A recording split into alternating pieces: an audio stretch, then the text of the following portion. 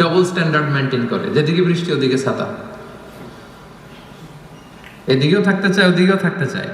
এবং রাসূলুল্লাহ সাল্লাল্লাহু আলাইহি সাল্লামের সময়কালে মুনাফিকদের একই চরিত্র ছিল। আল্লাহ তাআলা বলছেন ওয়া ইযা লাকুল্লাযীনা ক্বালু আমান্না, ওই মুনাফিকটা যখন মুমিনদের সাথে মিশতো বলতো আমরা ঈমান এনেছি। ওয়া ইযা খালাউ ইলা শায়াতিনহিম ক্বালু ইন্না মাআকুম, আবার কাফিরদের সাথে ওদের শয়তানদের সাথে যখন মিলিত হতো বলে না না ওদের সাথে না, আমরা তো আপনাদের দলের লোক, আমরা আপনাদের সাথে আছি। তাহলে এদিকে বলে আপনাদের লগে, ওদিকে বলে আপনাদের সাথে। তো এটাই হচ্ছে মুনাফিকদের প্রাইম ক্যারেক্টারিস্টিক্স। আল্লাহ তাআলা ওদের নাম দিয়েছেন মুযাবযাবিন, লা ইলাহা উলা ওয়ালা ইলাহা উলা, অর্থাৎ দে আর ইন ডাইলেমা, তারা দ্বিধাদ্বন্দ্বে থাকে। দুই নৌকায় পাড়া দিলে যে অবস্থা হয়, আপনারা বাংলাদেশে কখনো দুই নৌকা একসাথে পাড়া দিচ্ছেন নাকি? মানে ডান পা এক নৌকায় আরেক বাম পা হচ্ছে আরেক নৌকায়, হ্যাঁ দেন নাই? আরে দেন নাই বলতে এক নৌকা থেকে আরেক নৌকা যখন শিফট হইতে গেছেন তাহলে লাভ দিচ্ছেন, খুব চালাক মানুষ দেখছেন। তো কেউ যদি দুই পা দুই নৌকায় রাখে থাকা যায় না কিন্তু বেশিক্ষণ, কি বলেন? হয় ওইটাতে চলে যেতে হবে, তাহলে এটাতে আবার ফিরে আসতে হবে, কিন্তু বেশিক্ষণ থাকা যাবে? আল্লাহ বলতেছে ওরা এরকম মুযাবযাবিন, নেহি এদার নেহি ওদার, তার মিয়ান মে সদর বাদার, ডানেও না বায়েও না, কই যাবে জানেও না। তো এইটারই বলে নিফাকি, এক চরিত্রের লোক হইতে হবে ভাইরা, এদিকে এদিকে একবার ওদিকে একবার, এরকম করা যাবে না। তো খুব সহজ ভাবে যদি আমি বলি যে মুমিনদের দৃষ্টান্ত হচ্ছে মৌমাছির মতো, আর এই মুনাফিকদের দৃষ্টান্ত হচ্ছে মাছির মতো। আই রিপিট, মুমিনদের দৃষ্টান্ত কিসের মতো? আর মুনাফিকদের দৃষ্টান্ত মাছির মতো। মৌমাছি কিন্তু সব জায়গায় বসে না, মৌমাছি সুন্দর সুন্দর জায়গায় বসে, ফুলের উপর যেয়ে বসে, সুঘ্রাণ আছে যেখানে, হ্যাঁ ওখানে যেয়ে বসে, ফ্লাওয়ার নেকটার যেগুলো পুষ্পরস টেনে নিয়ে আসে ওদিকে বসবে। মাছি শুধু ভালো জায়গায় বসে না, সে ফুলের উপর বসে, সে খাবারের উপর বসে, টয়লেটের দরজা খোলা থাকলে ওদিক যেও বসে, ঠিক কিনা?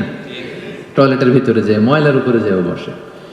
তো মুনাফিকদের দৃষ্টান্ত এরকম, এরা সব জায়গায়, এরা ভালো খারাপ বাছ বিচার করতে জানে না। কিন্তু বিশ্বাসীরা কি সব জায়গায় যায়? কথা বলেন না।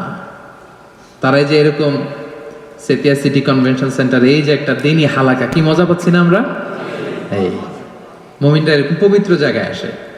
তাহলে মুমিনদের দৃষ্টান্ত হচ্ছে তারা মৌমাছির মতো, আর মুনাফিকদের দৃষ্টান্ত হচ্ছে তারা মাছির মতো। আল্লাহ রাসূল সাল্লাল্লাহু আলাইহি ওয়াসাল্লাম ব্যাপারটাকে আরো সহজ করে দিয়েছেন আপনাদের জন্য, আরো ইজি। তিনি বলেছেন আয়াতুল মুনাফিকি সালাস, মুনাফিক চিনবা তিনটা জিনিস দেখে। রাসূল সাল্লাল্লাহু আলাইহি ওয়াসাল্লাম আরো সহজ করে দিচ্ছেন আইডেন্টিফাই করবার জন্য। আমরা তো এখন আল্ট্রাসাউন্ড এমআরআই এটা করে এরপরে রাসূল সাল্লাল্লাহু আলাইহি ওয়াসাল্লাম দেখেন বলে দিচ্ছে কিভাবে চিনবা তোমার মধ্যে নেফাকি আছে কিনা।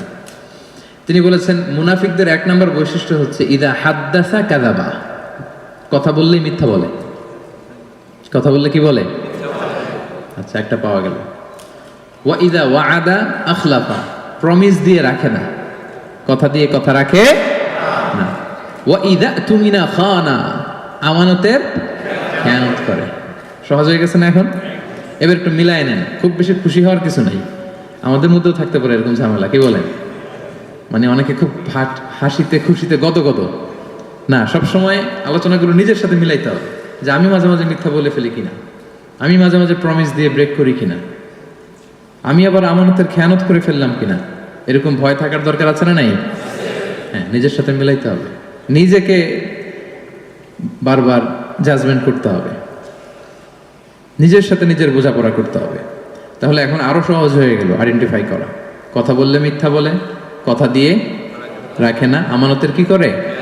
খেয়ানত করে। তো এই গুণগুলো যদি কারোর মধ্যে থাকে, আল্লাহ পাক বললেন ফি কুলুবিহিম মারাদ, ক্লিয়ার, একেবারে স্পষ্ট যে এদের অন্তরে রোগ ধরেছে, এদের অন্তরে রোগ বাসা বেঁধেছে।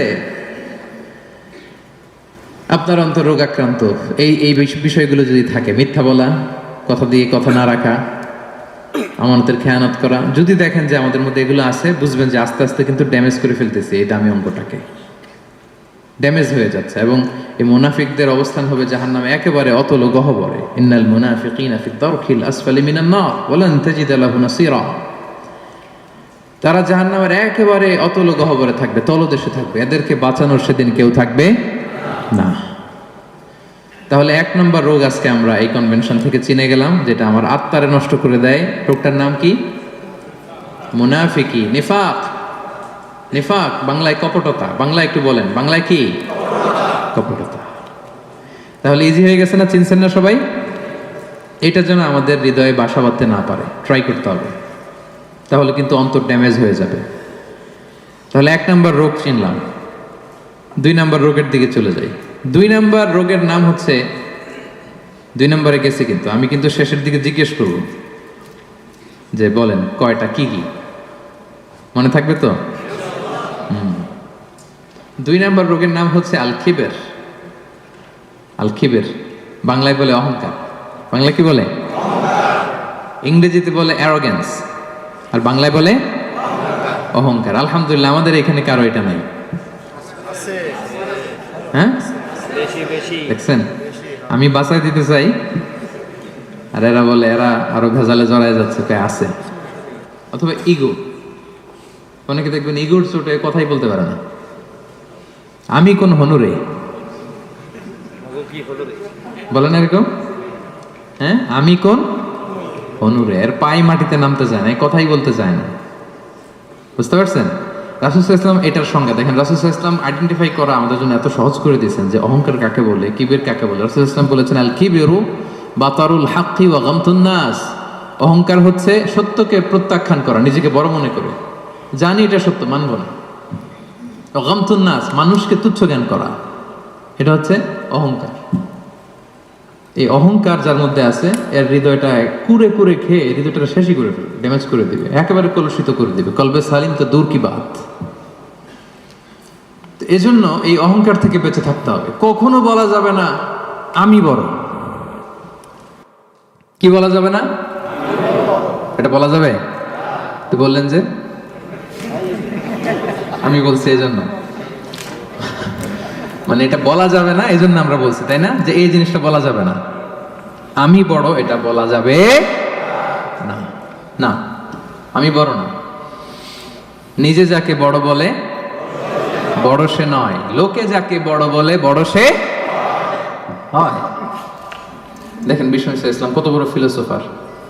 উনি নিজে দোয়ার মধ্যে এটা বলতেন, আল্লাহুম্মা জাআলনি সাবুরা ওয়া জাআলনি শাকুরা ওয়াজআলনি ফি আইনি সাগীরা ওয়া ফি আ'য়ুনিন নাসি কাবীরা। আল্লাহ আমাকে ধৈর্যশীল বানান, আল্লাহ আমাকে শুকরগুজার বানান, আল্লাহ আমার চোখে আমারে ছোট বানান, আল্লাহ মানুষের চোখে আপনি আমারে বড় বানান।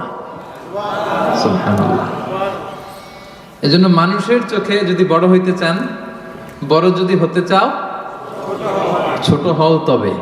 কি সুন্দর কথা আমরা ছোটবেলা শিখছি, অহংকার পতনের। দেখছেন এই যে খনার বচনগুলো, এগুলো কিন্তু এমনি এমনি না, অসাধারণ শিক্ষা কিন্তু আমাদেরকে দেয়া হয়েছে সে আদিকাল থেকে, আমরা মানি না আমরা।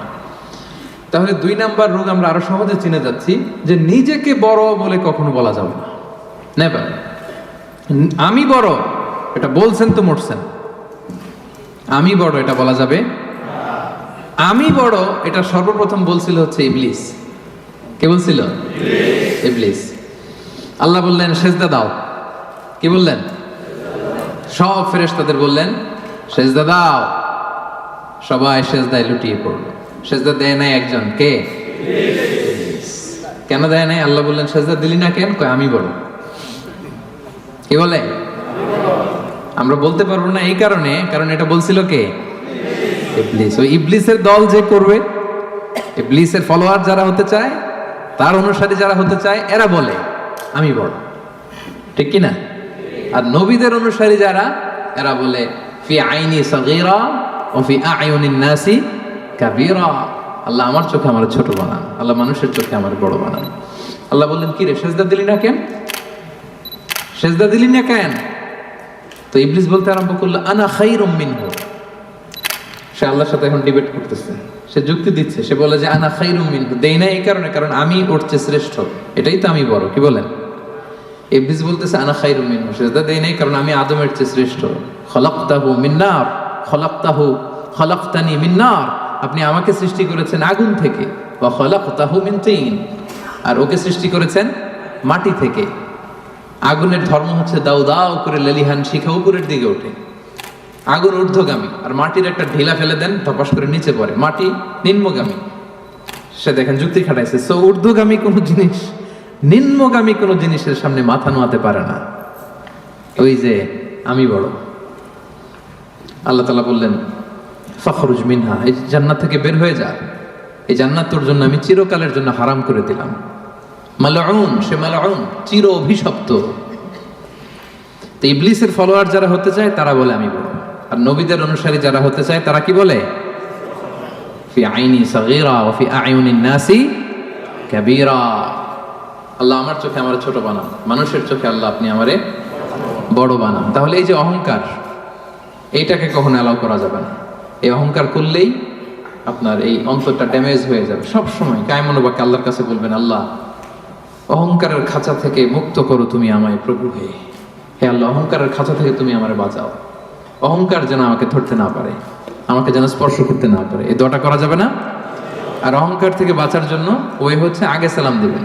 আল বাদিউ বিসসালামি বারিউম মিনাল কিবর। রাসূল সাল্লাল্লাহু আলাইহি ওয়াসাল্লাম বলেছে যে আগে সালাম দেয় তার হৃদয় থেকে অহংকার তুলে নেয় কে? আদম আলাইহিস সালামকে সৃষ্টির পরই আল্লাহ বলেছেন সাল্লিম আলা উলাইকান নাফার, আদম সেজদা দাও, সালাম দাও। ওহুম নাফারুম মিনাল মালাইকাতি জুলুস, এরা ছিল ফেরেশতাদের মধ্যে থেকে বসা একটা দল। দেখেন আদম আলাইহিস সালামের অন্তরে যেন এই অ্যারোগ্যান্স, এই কিবের, অহংকার, ইগো যেন গ্রো করতে না পারে। সৃষ্টির পরই আল্লাহ আদমকে বলে নাই আদম আমার সেজদা দাও, আদম জিকির করো। বলেছিল কি আদম কি করো? সালাম দাও। কারণ আল বাদিউ বিসসালামি বারিউম মিনাল কিবর, আগে আগে যে সালাম দেয় তার হৃদয়ে কখনো অহংকার থাকে না। এটা পারা যাবে? আগে আগে সালাম দেওয়া যাবে? বন্ধু বন্ধুকে দিবেন, স্বামী স্ত্রীকে দিবেন, স্ত্রী স্বামীকে দিবে, ছেলে মেয়ে বাবা মাকে দিবে, বাবা মা ছেলে মেয়েকে দিবে, বড় ছোটদের দিবে, ছোট বড়দের দিবে। নট নেসেসারি যে ওরা জুনিয়র আমি সিনিয়র, সো আমি সালামের জন্য ওয়েট করব, ওরা দিবে না, আপনি আগে দিবেন। কারণ আগে দিলেই আপনার হৃদয় থেকে অহংকার তুলে নিবে কে? আল্লাহ। এবং আল্লাহর হাবিব সাল্লাল্লাহু আলাইহি ওয়াসাল্লাম বলেছেন যে লা ইয়াদখুলুল জান্নাতা মান কানা ফি কলবিহি হাব্বাতু খারদালিন মিন কিবর, যার অন্তরে জাররা পরিমাণ, সরিষার দানা পরিমাণ অহংকার যার অন্তরে থাকে সে কখনো আল্লাহর জান্নাতে প্রবেশ করবে। এর কারণ কি জানেন? কারণ হাদিসে কুদসিতে আল্লাহ তাআলা বলেছেন, এর কারণ হচ্ছে আল কিবরিয়া ও রিদাই। আল্লাহ বলে অহংকার আমার চাদর, আমার চাদর। আমি একটা চাদর পরে আছি, আপনি ধরে পিছন থেকে টান দিলেন, মেনে নেওয়া যায়। আল্লাহর গায়ের চাদর ধরে যদি টান দেন আপনি, এটা কত বড় বেয়াদবি। কল্পনা করতে পারেন আপনি? যারা নিজেকে বড় মনে করতেছেন, বা আমরা যারা নিজেদেরকে বড় মনে করি, আমি বড়, আমি বেশি জানি, আমি ওর চেয়ে শ্রেষ্ঠ, আমি সুপিরিয়র, আমি আমি আমি যারা করে এরা বেসিকলি আল্লাহ তাআলার চাদর ধরে টান দেয়। নাউজুবিল্লাহ পড়বেন না? কি আছে আপনার অহংকার করার? কি আছে? হাল আতা আলাল ইনসানি হিনুম মিনাদ দাহরি লাম ইয়াকুন শাইআম মাযকুরা। একটা সময় ছিল উল্লেখ করার মতো আমরা কিছুই ছিলাম না। ছোট্ট একটা শুক্রাণু, মাইক্রোস্কোপ ছাড়া দেখাও যায় না। বাবার পিঠ থেকে মায়ের জরায়ুতে যেয়ে বসলাম, 9 মাসে একটু একটু করে বড় হয়ে দুনিয়াতে আসলাম। আসার সাথে সাথে ওয়া ওয়া, কাপড় নাই, চোপড় নাই, কিচ্ছু নাই, উলঙ্গ, নেকেড। কিছু খেতেও পারি না, দিলে দিক দিয়ে বের হয়ে যায়। একেবারে ছোট্ট নিউবর্ন বেবিরে খাওয়াইতে দেখছেন, সুজি ঢুকানো যায় না মুখে। প্রত্যেকের ঘটছে এটা। যেখানে রাখছে পেশাব পায়খানা করে শয়লাভ, কেউ বাকি নাই। আমরা এরকম সবার একই হিস্ট্রি, ঠিক কিনা? পেশাব যেখানে বসা ওইখানে পেশাব পায়খানা। বসা শিখতে কয়েক মাস লাগে, জানেন আপনারা? ছোট বাচ্চা একটা বসাই দিলে এদিকে পড়ে যায়, ওদিকে পড়ে যায়, বালিশ দিয়ে ঠেকনা দিয়ে ওরা বসাইতে হয়। বসা শিখতে লাগে ওর কয়েক মাস, দাঁড়াতে শিখতে ওর 1 বছর লেগে যায়। বড় হওয়ার পরে 5 দিনের জ্বর হইলে এই চেহারা আর থাকে না। এই চেহারার যে গ্লেস, নাদুস নুদুস, আপনি ওই ডায়রিয়া যদি হয় 5 বার 6 বার 7 বার টয়লেটে গেলে ওর দিকে আর তাকানোই যায় না। আমি নাই তো তুই নাই কেন? তুই না অনেক বড়, আমি বড়? তুই না এতদিন বলছিলি আমি বড়? 5 বার 6 বার টয়লেটে হইলে, টয়লেটে গেলে কাঁধে ভর দিয়ে আর একবার টয়লেটে যাওয়া লাগে। আবার লম্বা চূড়া হায়াত যদি পায় 70 80 বছর, একই ঘটনা। আবার খাবার এদিক দিয়ে দিলে এদিক দিয়ে বেরোয় যায়। 80 বছর বয়স, আবার যেখানে বসে প্রস্রাব পায়খানা করে সমান, তাই না? তো এই তো জীবন। আপনি বড় হইলেন কোথায়?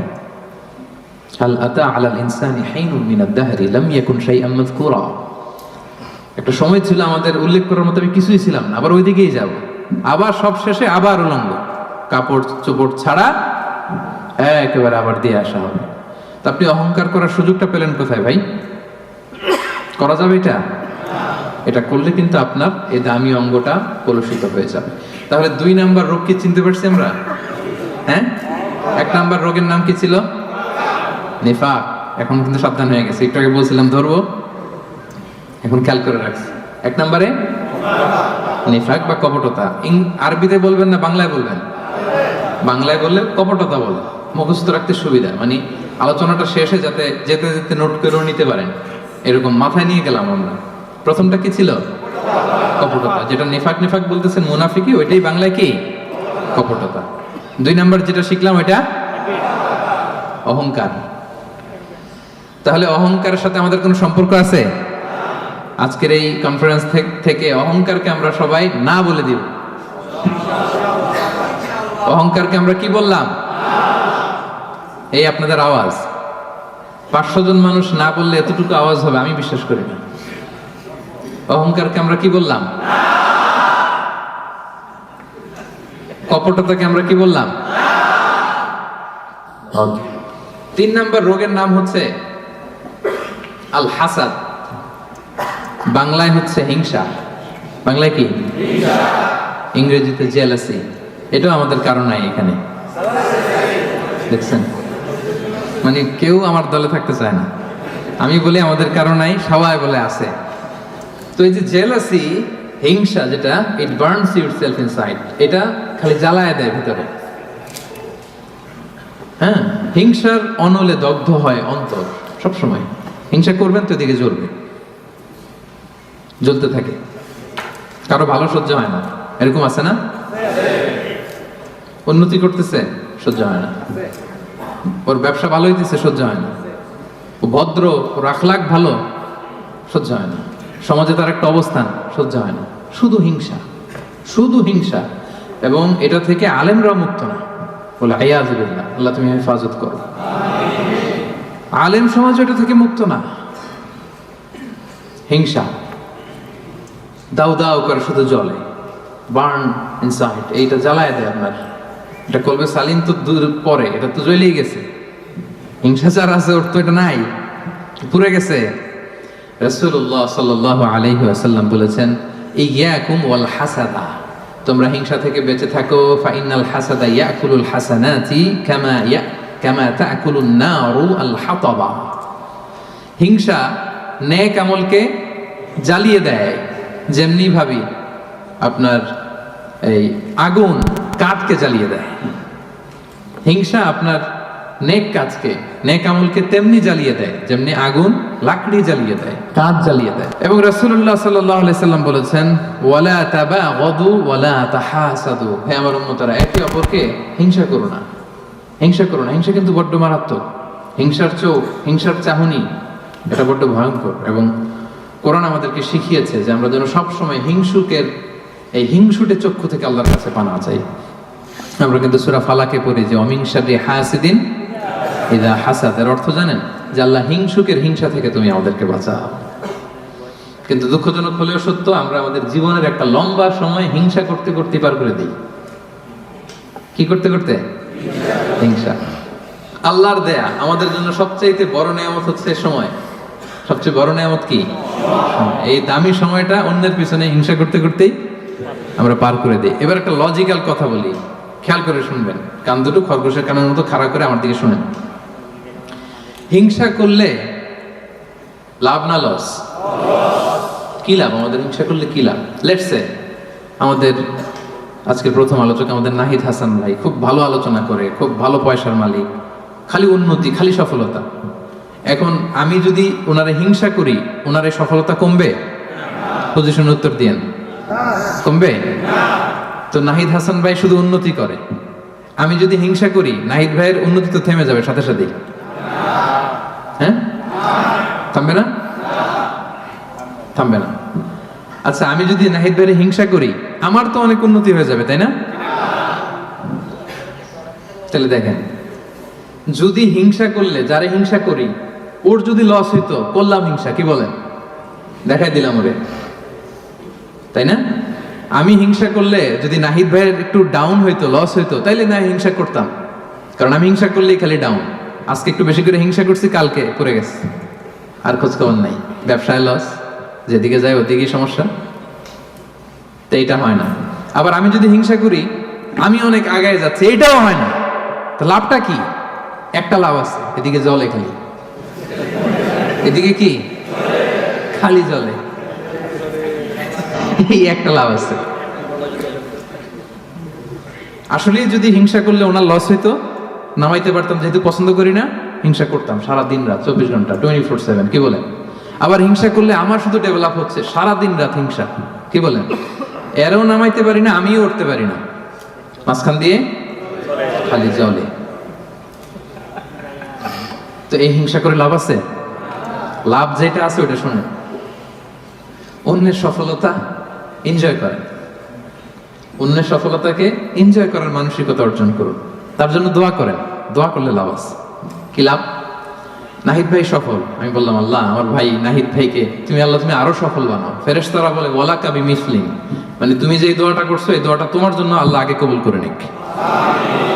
মানে নাহিদ ভাইয়ের জন্য আমি যেই দোয়া করলাম, এটা নাহিদ ভাইয়ের জন্য কবুল হওয়ার আগে ফেরেশতাদের দোয়া আমার জন্য এটা কবুল হয়ে গেছে। সুবহানাল্লাহ, এত আসতে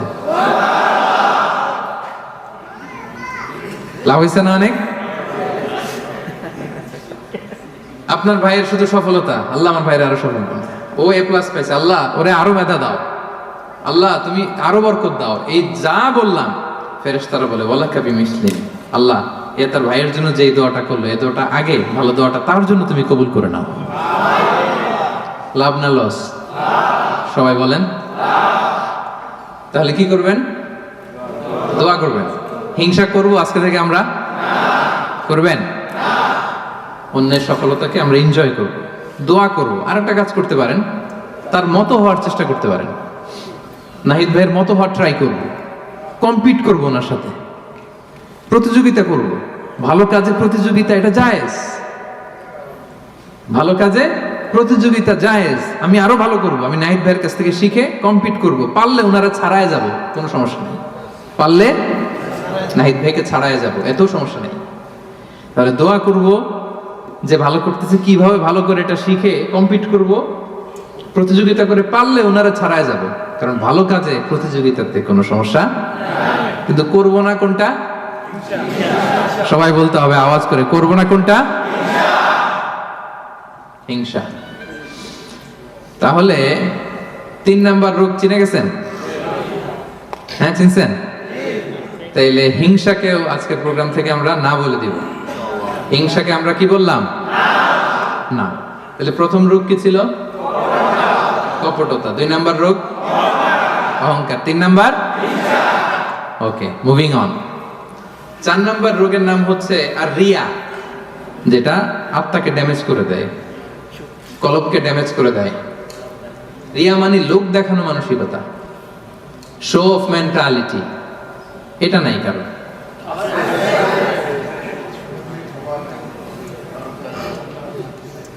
এটাও আছে। তো এই যে শো অফ মেন্টালিটি, প্রিয় ভাইরা, সম্মানিত ভাইরা, খেয়াল করে শুনেন, আর বেশি সময় নেবেন, অল্প কয়েক মিনিট, সব সময় এদিকে তাকায় থাকেন, তাইলে বুঝতে পারবেন, রিসিভ করতে পারবেন। এই শো অফ করার মেন্টালিটি, এটা বড্ড ভয়ঙ্কর। লৌকিকতা, লোক দেখানো মানসিকতা, এবং সোশ্যাল মিডিয়ার কারণে এই ব্যাপারটা আরো ভয়ঙ্কর হয়ে গিয়েছে। নানা কারণে ভালো কাজগুলো শেয়ার করতে হয়, বিভিন্ন ইভেন্ট শেয়ার করতে হয়, কিন্তু জায়গাটা বড্ড পিচ্ছিল। যদি আল্লাহকে দেখাতে না চেয়ে মানুষকে দেখাতে চাওয়া হয়, ওটা আল্লাহ কবুল করে না, এটা ভয়ঙ্কর। সুনানে ইবনু মাজার হাদিস, সাহাবারা দাজ্জালকে নিয়ে ভয় পাচ্ছিলেন, দাজ্জালের আলোচনা করতেছিলেন, রাসূল সাল্লাল্লাহু আলাইহি ওয়াসাল্লাম আসলেন, এসে বললেন আমি কি তোমাদেরকে দাজ্জালের চাইতে বড় একটা ফিতনার কথা বলবো না? সাহাবারা বললেন বালা ইয়া রাসূলুল্লাহ, বলেন। আল্লাহ রাসূল সাল্লাল্লাহু আলাইহি ওয়াসাল্লাম বললেন সেটার নাম হচ্ছে আশিরক আল খাফি, গোপন শিরক, মানে রিয়া, লোক দেখানো মানসিকতাকে রাসূলুল্লাহ সাল্লাল্লাহু আলাইহি ওয়াসাল্লাম বলেছেন গোপন শিরক। কারণ আমরা ভালো কাজ যাই করি দেখাবো একজনকে, আওয়াজ করে বলতে হবে তিনি কে? তো আল্লাহরে দেখাইতে না আছে আপনি মানুষকে দেখাইলেন, তো আল্লাহর যাকে মানুষকে বসাইছেন না, শিরক হয়ে গেছে। তবে এটা শিরকে আকবার না, শিরকে আসগার বা শিরকে খাফি হাদিসে এসেছে। তো রাসূল সাল্লাল্লাহু আলাইহি ওয়াসাল্লাম বললেন দাজ্জালের চাইতে ভয়ঙ্কর ফিতনা হচ্ছে শিরকে খাফি। সেটা কেমন? আইয়াকুমার রাজুলু ইউসাল্লি, আল্লাহু আকবার, নামাজে দাঁড়াইছে, ফায়ুযায়্যিনু সালাতাহু, খুব সুন্দরভাবে নামাজ পড়তেছে, লম্বা রুকু, লম্বা সাজদা, লম্বা কিয়াম, এত আস্তে আস্তে নামাজ পড়ে। উদ্দেশ্য কি? ফায়ুযায়্যিনু সালাতাহু লিমা ইয়ারা মিন নাযারি রাজুল, যাতে লোকজনের নজর কাড়া যায়। আসলে নামাজে মুসল্লায় দাঁড়াই কার নজর কাটতে? আল্লাহ। কথা বুঝতেছেন? একজনের নজর কাটতে আমরা দাঁড়াই মুসল্লাতে, তিনি কে? আল্লাহ। ওইটা না, আমার সবাই একটু বুজুর্গ, লম্বা সময় একটু থাকলাম, লম্বা সময় রুকু করলাম, এটা করতে হবে, কিন্তু ইন্টেনশন যদি হয় যে আমারে সবাই বুজুর্গ বলবে, আমারে সবাই মুসল্লি বলবে, আমারে সবাই মুত্তাকি বলবে, সব শেষ। আল্লাযীনা হুম ইউরাউন, যারা এই লোক দেখানোর জন্য নামাজ পড়ে, রাসূল সাল্লাল্লাহু আলাইহি ওয়াসাল্লাম বলেছেন তাদের ধ্বংস। ফাওয়াইলুল লিল মুসাল্লিন, এই নামাজ আল্লাহর কাছে কবুল হবে না। রাসূল সাল্লাল্লাহু আলাইহি ওয়াসাল্লাম বলেছেন ইন্না আখওয়াফা মা আখাফা আলাইকুম আশ-শিরকুল আসগার, সবচেয়ে ভয় পাই তোমাদের ব্যাপারে শিরকে আসগার। সেটা কি? আর রিয়া, লোক দেখানো মানসিকতা, বড্ড ভয়ঙ্কর। সম্মানিত ভাইরা, নামাজ পড়ে মুসল্লি বলবে, দান করতেছে এই উদ্দেশ্যে যে আমার দানবীর বলবে, হজে যাচ্ছে যেন আলহাজ বলে, আলহাজ কি বলে? এই আলহাজের ওয়াজ করতে করতে আমি শেষ। মানসিকতাটা এটা, মানে কবে আলহাজ হবো, কবে আমার মাইক থেকে বলবো আলহাজম, লিখে নেন এই হজ কবুল হয় নাই, লিখে দিব আমি, কারণ আপনি তো আল্লাহ সন্তোষের জন্য করেন নাই। একটা গল্প শুনেছি এরকম, পুরান ঢাকার এক লোক, ওই হজের ফরজ তাওয়াফটা যেদিন 10 জিলহজ, 4টা চক্কর দিয়ে খুব ক্লান্ত হয়ে গেছে, তো মেয়ে ফোন দিছে, কয় মা একটু পরে কথা কইতেছি, আর মাত্র 3টা দিয়ে মাগার আলহাজ হয়ে যেতেছি, আর মাত্র 3টা বাকি, 3টা দিলেই আলহাজ হয়ে যাবো আমি। মানে বলতেছে মা তুই এখন ফোন দিস না আমারে, এই একটু অপেক্ষা কর, আর 3টা দিলেই আলহাজ হয়ে গেলাম। তো উনি আলহাজ হয়ে গেছে, 4 তাওয়াফ দিয়ে রেস্ট নিয়া বলছে আর একটু পরে ফোন দে, আর 3টা দিলে কি এই যে আলহাজ। আরেকটা গল্প শুনেছি এরকম, হজ করে এসে এলাকার দোকানে বাকি খায়, তো যে বলতেছে এই বাকি খাতাটা বের করতো, টালি খাতাটা বের করছে, তো দোকানদার বেচারা মহা খুশি, ভাবছে মনে হজ করে আসছে, আর এই দেনা পাওনার ঋণ মনে হয় আর রাখতে চায় না। তো সে বলছে কলম নাই তোর দোকানে? কাজ।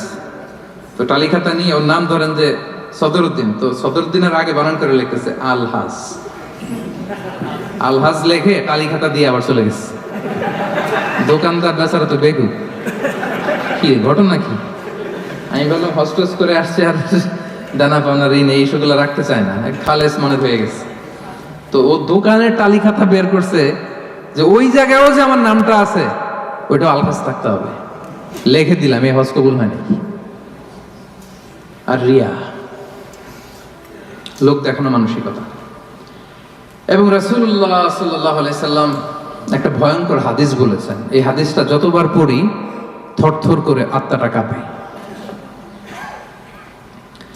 কিয়ামতের দিন আল্লাহ তাআলা অনেক শহীদকে বলবেন তুমি জাহান্নামে যাও। সে বলবে আল্লাহ আমি জাহান্নামে যাব, আমি তো রক্ত দিয়েছি তোমার জন্য, লিইলাই কালিমাতিল্লাহ,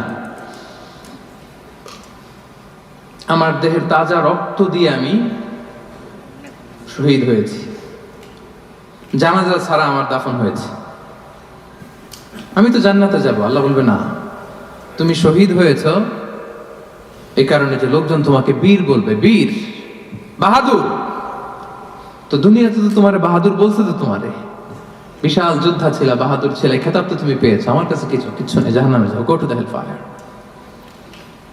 অনেক দানশীলকে আল্লাহ বলবে জাহান্নামে যাও। সে বলবে আল্লাহ আমি জাহান্নামে যাব, আমি তো মসজিদ, মাদ্রাসা, এতিমখানা,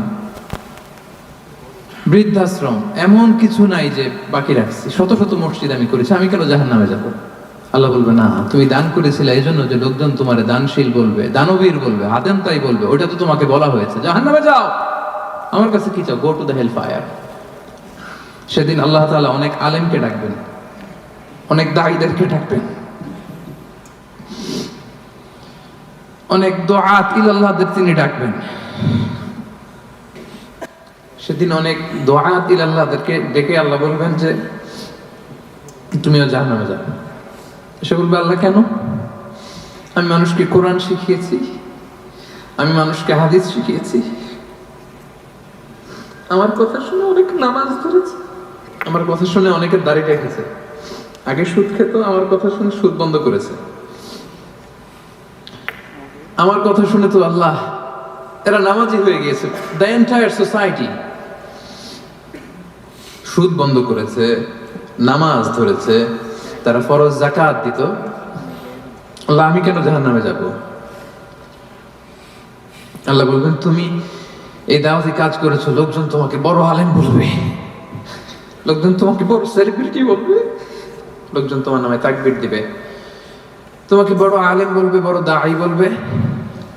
এটা তো বলা হতো তোমাকে দুনিয়াতে, আল্লামা বলে ডাকা হতো তোমাকে,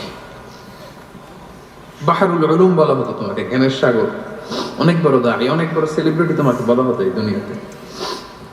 তো যা চেয়েছো তা তো পেয়েছো, আমার কাছে কি চাও? আমার কাছে তোমার জন্য কিছু নাই। Go to the hell fire, তুমিও জাহান্নামে যাও। আল্লাহ ওইরকম আলেম হওয়া থেকে আমাদেরকে তুমি বাঁচাও, ওইরকম দাঈ হওয়া থেকে তুমি আমাদেরকে বাঁচাও। আল্লাহ লোক দেখানো মানসিকতা, এই সব থেকে আল্লাহ তুমি আমাদেরকে হেফাজত করো।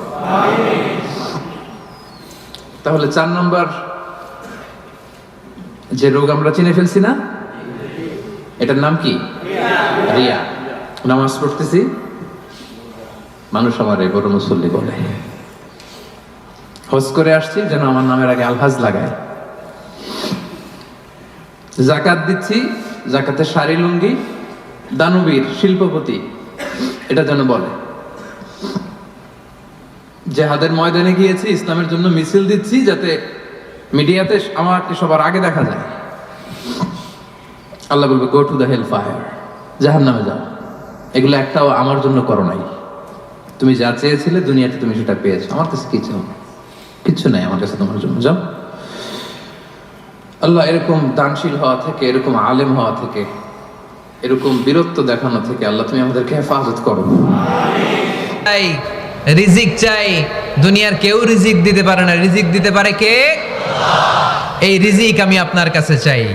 আবার আল্লাহ বললেন হুয়াল্লাযী জাআলা লাকুমুল আরদা যালুলা ফামশু ফি মানাকিবিহা ওয়া কুলু মির রিজকি ওয়া ইলাইহিন নুশুর। তিনি তো এমন সত্তা যিনি তোমাদের জন্য জমিনটারে বানিয়েছেন সাহালাতুল মাসালিক, সহজে হাঁটা যায়, চলা যায়, চারা বীজ রোপণ করা যায়, চাষাবাদ করা যায়। আল্লাহ বললেন জমিনের আনাচে কানাচে ঘুরে বেড়াও, জমিনের মধ্যে তোমাদের জন্য রিজিক রেখে দিয়েছে কে? এই জমিনের সব জায়গায় রিজিক আছে। আপনি জমিনের পাহাড়ে যাবেন, পাহাড়েও রিজিক আছে। জানেন পাহাড়ে কি চাষ হয়?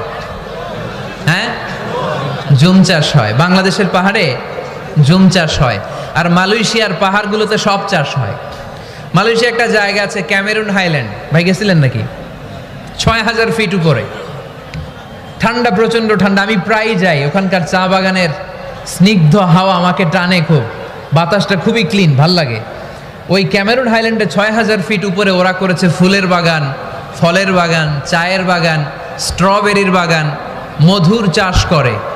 আর এই 6000 ফিট উপরে এই ভেজিটেবলস আইটেমগুলো দিয়ে তারা পুরো মালয়েশিয়ার খাদ্যদ্রব্যের যত সংকট, সব সংকট তারা দূরীভূত করেছে। সুবহানাল্লাহ পড়েন। তো ওনারা পাহাড়ের উপর চাষ করে, আর আমরা সমতল জায়গায় চাষ করতে চাই না। চাষাবাদ করতে আমাদের লজ্জা লাগে। কি লাগে? যুবক ভাইয়েরা, কাজে কোনো লজ্জা নেই। কাজে কি নেই? পরিশ্রমে লজ্জা নেই। লজ্জা হচ্ছে অলসতায়, লজ্জা হচ্ছে অকর্মণ্যতায়। আমরা কাজ করে খেতে চাই, পরিশ্রম করে খেতে চাই। রাজি আছো সবাই? এখন অনেকে রুফ গার্ডেনিং করে। রুফ গার্ডেনিং মানে ছাদের, বাসার ছাদের উপরে কি সুন্দর পেঁপে গাছ, আম গাছ।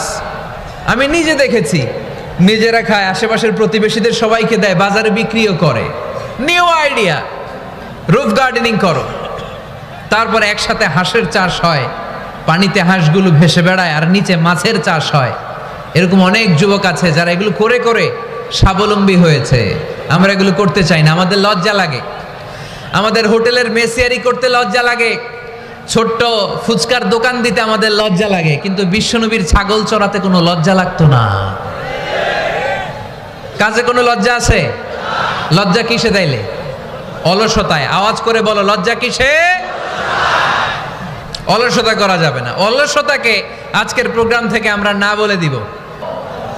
অলসতাকে আমরা কি বলবো? নো। আমরা অলস হতে চাই না, আমরা খেটে খেতে চাই। পরিশ্রমের ঘামের লোনা পানিতে জন্ম নেয় সফলতার বীজ। আমরা সফল হতে চাই, ঠিক কিনা? এজন্য অলসতা করা যাবে না, কাজ করতে হবে। আল্লাহ রাসূল সাল্লাল্লাহু আলাইহি ওয়াসাল্লাম এবং সাহাবারা আমাদেরকে কাজের প্রতি উৎসাহিত করেছেন।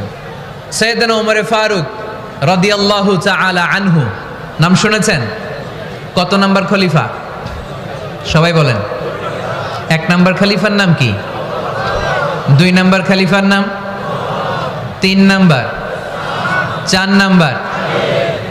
রিদওয়ানুল্লাহি তাআলা আলাইহিম আজমাইন। ওমর ফারুক সাধারণ কোনো সাহাবী ছিলেন না, তিনি এমন সাহাবী ছিলেন, বিশ্বনবী সাল্লাল্লাহু আলাইহি ওয়াসাল্লাম বলেছেন, আমার পরে কোনো নবীও নাই, রাসূলও নাই, তবে আমার পরে যদি কেউ নবী হতো আমার ওমর নবী হয়ে যেত। বিশ্বনবী বলছেন, লা নবিয়্যা বা'দি ওয়ালা রাসূলা, আমার পরে কোনো নবী নাই, রাসূল নাই। লাউ কানা বা'দি নাবিয়্যুন লাকানা উমর, তবে আমার পরে যদি নবী হওয়ার কোয়ালিটি আমার কোন সাহাবীর মধ্যে থেকে থাকে, আমার ওমরের মধ্যে সেই কোয়ালিটি আছে। ওমরে ফারুক রাদিয়াল্লাহু তাআলা আনহু দ্বিতীয় খলিফার নাম কি ছিল? সবাই বলেন, কি নাম? সাইয়েদনা ওমরে ফারুক রাদিয়াল্লাহু তাআলা আনহু। এরা খুব ভয় পেত। কারা? মুনাফিক চিনেন তো? ভিতরে এক বাইরে আরেক, তার নাম? সবাই বলেন, ভিতরে এক বাইরে আরেক, তার নাম মুনাফিক। ইউযহিরু খিলাফা মা ইউবতিন, আরবিতে কি বলে? ইউযহিরু খিলাফা মা ইউবতিন, প্রকাশ করে একটা, ভিতরে আরেকটা। ভিতরে এক বাইরে আরেক, তার নাম? সবাই বলেন, ভিতরে এক বাইরে আরেক, তার নাম? আমরা কি মুনাফিক হতে চাই? এরা যখন যে সুবিধাজনক অবস্থানে থাকে তখন তার সাথে থাকে। ডান দিকে যে বলে আপনি ভালো, আমি আপনার দলের লোক। বায়ে যে বলে আরে না এটা খারাপ, আপনি ভালো, আমি আপনার দলের লোক। এরকম আছে না নাই? যখন যে ক্ষমতায় তখন তারে তেল মারে, যেদিকে বৃষ্টি আর তুফান ওইদিকে ছাতা ধরে। আছে না নাই? বাংলাদেশে একটা গান চলছিল কিছুদিন, শুনতাম, মধু হই হই বিষ হাবাইলা। সূরাতুল মুনাফিকুনের তাফসীর বোঝানোর জন্য এটা আমার জন্য খুব সহজ ছিল। মধু হই হই বিষ হাবাইলা। বলে মধু, বলে কি? বাটির মধ্যে নিয়ে আসছে, বলে এটা মধু, বলে কি? আসলে এটা কি? আমরা কি মুনাফিক হতে চাই? না। আমরা কি হতে চাই? মুনাফিকরা হচ্ছে এদিকেও যায় না আবার ওদিকেও যায় না, মুযাবযাবিন। They all the time long in dilemma. They don't know where to go. They don't know where to proceed. কোন দিকে যাবে জানে না, ডানেও না বায়েও না। নেহি এদার নেহি ওদার, দারমিয়ান মে সাদার বাদার। এরকম আছে না? না, উপর দিয়া ফিটফাট, ভিতর দিয়া সদরঘাট। সদরঘাট এখনো ফিটফাট হয় নাই। তো এই মুনাফিকের অবস্থা হচ্ছে উপরে ফিটফাট, ভিতরে সদরঘাট। আমরা কি মুনাফিক হতে চাই? কি হতে চাই? মুমিন হতে চাই। এই মুনাফিকের দলগুলো মদিনাতুল মুনাওয়ারাতে ওমরে ফারুককে খুব ভয় পেত। ওমরে ফারুককে দেখলে তারা থারথার করে কাঁপত। শুধু মুনাফিকরাই নয়, খোদ ইবলিস শয়তানও সাইয়েদনা ওমরে ফারুককে দেখলে ভয় পেত। আমরা আমাদের ছেলে মেয়েদেরকে যদি খাবার না খায় আমরা কি বলি? আম্মু খাবার খাও। কি আসবে? ভূত আসবে, বিড়াল আসবে, বাঘ আসবে। এগুলো গাজীপুরে বলে না বোধহয়। আপনাদের ছোট্ট মেয়েটা যদি রাত্রে খেতে না চায়, আপনারা লোকমা তুলে কি বলেন? এই তাড়াতাড়ি খাও। কি আসবে? ভূত। ভূত আসবে। তো মদিনার সমাজে মদিনার ছোট্ট কচিকাচা সোনারমণিরাও রাতে খেতে চাইতো না। মদিনাতুল মুনাওয়ারার মায়েরা রাত্রিবেলা খাবার নিয়ে বাচ্চাদেরকে বলতো, মা তাড়াতাড়ি খাও, হা হুয়া ইয়াতি উমর, ওই যে উমর আসতেছে, উমর। ইসলামের দ্বিতীয় খলিফা। আসাদ্দুহুম ফি আমরিল্লাহি উমর, আল্লাহর জমিনে আল্লাহর দ্বীন বাস্তবায়নের জন্য সবচেয়ে শক্তিশালী ছিল ওমর। চিল্লায় পড়েন সুবহানাল্লাহ। এই ওমরে ফারুক রাদিয়াল্লাহু তাআলা আনহু যে রাস্তা দিয়ে হাঁটতো, শয়তান ওই রাস্তা রেখে দিয়ে অন্য রাস্তা দিয়ে হাঁটতো। মা সালাকা শাইতানু ফাজ্জান সালিকান ইল্লা সালাকা ফাজ্জান গায়রা ফাজ্জিক। বিষ্ণু বলছেন, ওমর, শয়তান তোমারে দেখে এত ভয় পায়, তুমি যে রাস্তা দিয়ে হাঁটো, শয়তান তোমারে দেখলে ওই রাস্তা রেখে দিয়ে অন্য রাস্তা দিয়ে হাঁটে। চিল্লায় পড়েন সুবহানাল্লাহ। সাইয়েদনা ওমরে ফারুক মসজিদে নববীর ইমাম। মসজিদে নববীর কি আসতেন ইমাম। মসজিদে নববীতে জোহরের নামাজে ইমামতি করলেন। ইমামতি করে দেখলেন নামাজ শেষ, সবাই বের হয়ে চলে যায়। এটাই ইসলামের নিয়ম, ঠিক কিনা? ফাইদা কুদিয়াতিস সালাতু ফান্তাশিরু ফিল আরদ ওয়াবতাগু মিন ফাদলিল্লাহ। নামাজের সময় খায়া ফেলাইছি, নামাজের সময় কাজের সময়, নামাজের সময় কাজের সময়। ফাইদা কুদিয়াতিস সালাহ, যখন নামাজ শেষ হয়, ফান্তাশিরু ফিল আরদ, জমিনে ছড়িয়ে পড়ো। এটা ইসলামের আইন।